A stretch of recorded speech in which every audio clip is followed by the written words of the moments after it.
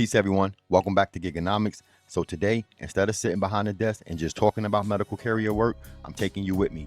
I have 3 pharmacy deliveries to knock out, and then I have a medical supply run where I'm picking up 3 oxygen tanks from a customer home and returning them back to the store. But while we out here, I want to show you something that I think is even more important than the deliveries themselves. How do you actually price this type of work? Because getting the client is one thing, figuring out what to charge them without pricing yourself out of the contract is something different. I also want you to see exactly how the agreement with this pharmacist work, because I don't actually get my normal rate when they give me multiple deliveries, and that's intentional. Let's jump into it. So right now, I'm heading over to one of the pharmacists that I work with. It's located in the Bronx. Today, they had 3 orders for me. Now, normally, my rate with this pharmacy is $45 per pickup and delivery within 20 miles. But here's where you need to understand that medical carrier pricing isn't always as simple as saying my rate is $45, take it or leave it. Our agreement is structured that if they give me more than 1 delivery at the same time, my rate drops to $35 per delivery. So today, 3 deliveries, $35 each, that's $105 from the pharmacy run. Now, if you're thinking, why would you lower your rate? Here's what I want to test your knowledge. I want you to answer it. Leave it in the comments. Why would I go from $45 to $35 when there's more than 1 delivery involved? Because I'm not looking at the $35 by itself. I'm looking at the entire situation. Look at what's going on. I'm already coming to the pharmacy once. I'm picking up all 3 orders at the same time. I'm not driving back to the pharmacy on 3 separate occasions. I'm not doing 3 separate pickups, and I'm not restarting the entire delivery process 3 different times. So if those deliveries can make sense geographically, $35 each can make me more money than insisting on $45 and potentially losing the volume. And that should be your answer in the comments, the volume. 3 at $35 is $105. And that's why I keep telling people trying to start a medical carrier business, don't just learn how to price a delivery, learn how to price the relationship. That's a completely different way of looking at this business. This is where I see new independent couriers getting themselves into trouble. They watch a video where someone says, you should charge this number or never take less than $2 a mile. And then you, not knowing better, take that number into every pharmacy, every laboratory, every medical supply company, and every healthcare facility. It doesn't work like that. You need a pricing structure, but you also need flexibility, because sometimes that pharmacist already has a delivery structure that's been working for years. They might tell you, we only pay $30 per delivery, we pay $15 per stop, or we pay one flat amount for this entire route. Don't automatically walk away because it doesn't match some number you heard online. Run the numbers first. How many deliveries are they giving you? How close are the stops? How many miles are you actually driving? How much time would it take? Can you combine the work? Is it recurring? And most importantly, what does the entire contract pay you? Not just 1 delivery. If the existing structure is profitable for your business, sometimes the smartest thing you could do is just roll with it. You don't have to reinvent a profitable contract just to say you set the price. And here's a simple rule I use when deciding whether per delivery pricing makes more sense. Per delivery or per stop pricing, it works well when the work is predictable. I know the pickup, I know the general delivery area, the stops are somewhat close, and the waiting time is minimum.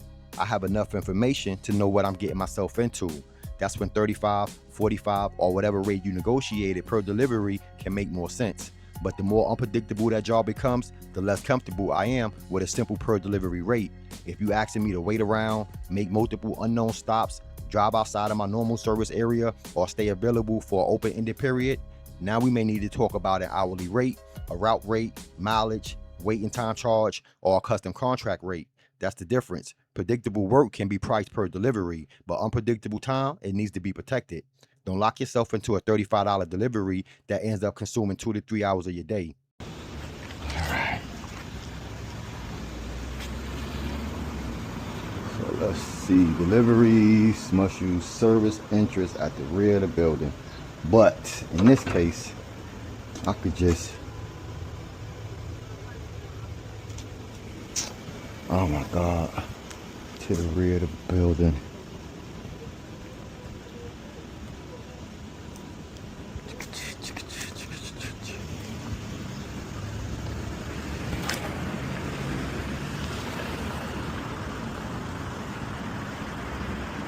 All right, the pharmacy work is handled. Now we switching lanes. This next job is a medical supply run. I'm heading to a customer home to pick up 3 oxygen tanks that needs to be returned. And I wanted to include this because when people hear medical carrier, they immediately think specimens and prescription, but that's only part of the healthcare logistics industry. Medical equipment and supply companies, they also need things moved. That can include oxygen equipment, walkers, wheelchairs, small medical devices, supplies, paperwork, replacement equipment, and other items depending on the company and what you equipped and authorized to transport. And here's another opportunity people overlook: reverse logistics. Everybody talk about delivering something to the customer. Businesses also need things brought back. Equipments need to be exchanged, supplies need to be recovered, and that's still transportation, and somebody has to be paid to do it. All right, so we made it to the pickup location. I'm picking up 3 oxygen tanks. I'm gonna secure everything properly inside my beater, and then I'm gonna take them back to where they need to go. And notice something else about today. I didn't spend the entire day driving around waiting for an app to send me some orders. These come from actual business relationships, and that's the transition I'm trying to get more independent couriers to understand. The goal isn't necessarily how many deliveries can I do today. The better question is, how many profitable client relationships can I build?